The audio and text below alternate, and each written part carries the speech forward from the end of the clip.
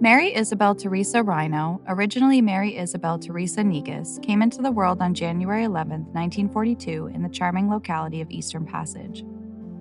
Mary's childhood was rooted in a close-knit community where she lived across from and attended St. Andrew's School from grades 1 through 12.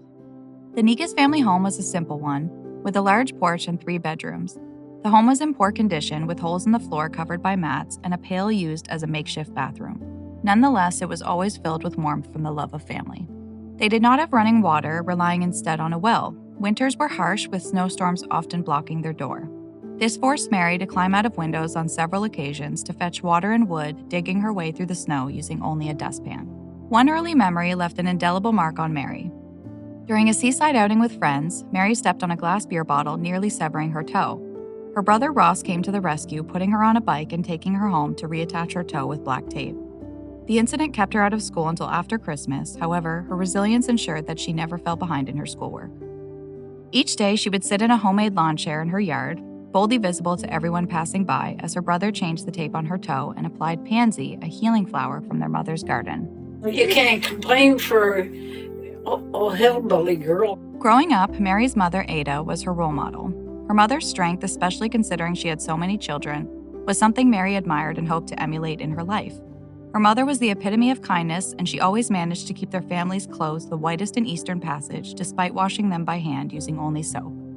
Her father, Vincent, was a man of exceptional fortitude. Having survived an accident where a drunk driver hit him and left him with one functional leg, he also endured the loss of an eye from a horse's kick when he was only 12. Mary remembers that she and her siblings often found amusement in playing with their father's glass eye, treating it like a marble. Mary's parents had a strong and loving marriage spanning almost 80 years. As a middle child, Mary often found herself babysitting her younger siblings. Her family was large, with 7 brothers and 5 sisters. The Negus family was dealt a heavy blow at an early stage when 2 of Mary's brothers, both named Wilfred, fell victim to diphtheria. Additionally, another brother, Horace, tragically passed away due to an unidentified cause. Withstanding the losses, the family bonds remained strong. At the age of 15, Mary experienced one of the worst hardships of life, the loss of her little sister, Lorraine. At just 15 months old, Lorraine succumbed to measles, ominously referred to then as instant death. The baby girl, a beautiful bundle of joy with blonde hair and blue eyes, had just recovered from a week-long bout of sickness when she suddenly and tragically passed away. The entire family, in total disbelief, was deeply affected, but Mary recalls the comfort they received from the members of St. Andrew's. This was one of the most painful experiences of her life. And the priest came and everything, and they said she wasn't meant for this world anyway. She was an angel. She just came to visit. As Mary entered her teenage years, her life was filled with memorable adventures, some thrilling and others fraught with danger. One day, she and 9 friends embarked on a mission to have a picnic, with an elaborate plan to swim across the Eastern Passage to the barns on the other side. While swimming, Mary's bathing suit snagged on a cable left behind from World War II. Trapped and unable to free herself, Mary was pulled under the water. As she screamed and cried for help, Mary's friend Edith tore off the back of Mary's bathing suit, freeing her from the cable. Her suit was left nearly destroyed, and her dignity a small price to pay for her life. Once they reached the shore, they wrapped her in old tire paper, which ended up sticking to her, causing cuts all over when it was scraped off later. Regardless, Mary still enjoyed the picnic with her friends. Her spirit was lighthearted and fearless, a trait that she inherited from her grandmother. Pets were a constant in Mary's life, always having cats and dogs around her. She had a specific fondness for her dog Precious, who was a mix of a German Shorthair and a Rottweiler. She also cared deeply for her cat, Raven, who gave her love for 14 years. Family traditions and holidays held a special place in Mary's heart. Christmas was her favorite time of year, a sentiment echoed by her entire family. They decorated extensively during Christmas, a tradition that Mary carries on even now, much to the amusement of her late husband Perry. Mary's life took a turn at 16 when she chose marriage over school. She knew from a young age that she always wanted to be a mother. This dream came true when she had her first child at 17, a timeline very similar to her own mother who had given birth at 15. Mary had 3 children in quick succession: Alfie at 17, Mary at 18, and Donna at 19. After Donna, she was advised by her doctor that she could not have any more children, but 10 years later she would have her 4th child.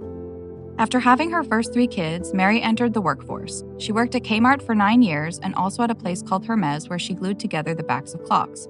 At 29 years old, her life took an unexpected turn when she suddenly felt sick and discovered she was pregnant again. Soon after giving birth to Arthur, her 4th child, Mary was diagnosed with cancer, which resulted in a hysterectomy and a complication that required another surgery. Mary took it in stride, always ready to face whatever life threw her way. Mary's maternal instincts extended beyond her own children. One sunny day, while relaxing on the beach, engrossed in conversation with her friends and enjoying some music, Mary spotted what appeared to be a mop adrift in the water. Curiously, she took a closer look and soon discovered that it was a woman named Margaret who had accidentally bumped her head while diving off a nearby bridge. Without a second thought, Mary rescued Margaret and brought her ashore. In the years that followed, Margaret led a fulfilling life, and she and Mary remained friends, often finding amusement in the way they met. Mary's first marriage taught her an important lesson about accepting and embracing the blessings and challenges of life. She took the leap into married life young, in her early teens, when she tied the knot with a guy named Jim, who she'd met through her brother. This choice, having given her the many blessings of her wonderful children, also gave her many challenges, as the marriage was turbulent and frequently abusive. Mary's second marriage, to a man named Perry, was of stark contrast. She met Perry when she was 48 while playing darts. Their relationship blossomed over time, and they were together for 30 magnificent years. Perry was a sweet man who used to compliment Mary every day, always caring for her well-being. Perry passed at 72 in 2020 after a 2-year battle with cancer, and it was a significant loss felt very deeply by Mary. Hello, honey. It's always something that was nice. It was the best you could get. Through all of its trials and tribulations, Mary loved being a mother. It was what she had always wanted to be. Her children were her pride and joy, and she tried her best to teach them to be good-hearted. She feels that her son Alfie inherited her incredible patience, while Donna also has a share of it, and Arthur inherited her tenacity. Unfortunately, Mary's second child, Mary Elizabeth, whom she used to call my little queen, passed away at 19 years old. Today, Mary enjoys playing cards, slot machines, and going to bingo games multiple times a week. She possesses a great sense of humor and relishes in making others laugh, while also being able to graciously accept a joke. Given a chance to revisit any chapter of her life, Mary would choose her late 40s, as that period holds the treasured memory of meeting Perry. Back then, they would go on camping trips every weekend and slept in the back of his truck for almost a decade. On one camping trip in particular, the couple found a wagon selling fish and chips in a field. Perry went to get food, but ended up taking an unusually long time, finally returning with a large apple pie, a bag of candy, and the fish and chips. Upon realizing he acquired all of this for free, Mary realized that the woman working there was flirting with Perry. Mary looks back on this memory lovingly as another testament to Perry's charming and endearing soul. Mary has been blessed with a large family that spans 5 generations. Her grandkids are Nicole, Amanda, Julia, Larry, Melanie, Scott, Nathan. Her great-grandchildren are Tyler, MJ, Avery, Brandon, Corey, Taya, Taylor, and her great-great-grandchildren are Nova, Rose, Christopher, Timothy, Nicholas, and Jonah. Family is her everything, and she regularly expresses deep gratitude for the handmade presents from her grandchildren. She also appreciates the tender and meticulous care her family showers upon her. When thinking about the proudest moment of her life, Mary says it was when her first child, Alfie, was born. This moment marked the beginning of her journey as a mother, a role she held in high regard. Highlighting her caring motherly tenderness, Mary is often called Nanny even by grandchildren that aren't related to her.